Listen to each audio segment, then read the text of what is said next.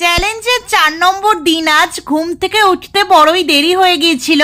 জিরের জল ফুটিয়ে হালকা ঠান্ডা হতে দিয়ে সেই সময়ের মধ্যে রেডি হয়ে গেছি। আজকের দুপুরে লাঞ্চে ছিল ভাত, সমস্ত সবজি দিয়ে, মাছের ডিম দিয়ে একটা তরকারি, কুমড়ো ভাজা আর মাছের ডিমের টক। খেয়ে দিয়ে নিজের নেল এক্সটেনশনটাকে আবারও রিফিল করালাম। কেমন হয়েছে তোমরা অবশ্যই জানিও। এক্সটেনশনের পর বিকেল বেলায় মা আর আমার জন্য চা বানালাম, সাথে টোস্ট। আর আজকে সন্ধেবেলায় প্রথম এতদিন পরে কালবৈশাখী ঝড় এলো, সত্যি একটু স্বস্তি পেলাম। তোমরা দেখতেই পেয়েছো আজকে এক্সটেনশনের চক্করে আমি বিকেলে কোনো ওয়ার্কআউট করিনি, তাই রাত্রেবেলায় তাড়াতাড়ি বাড়ি ফিরে নিজের ওয়ার্কআউটটা কমপ্লিট করলাম।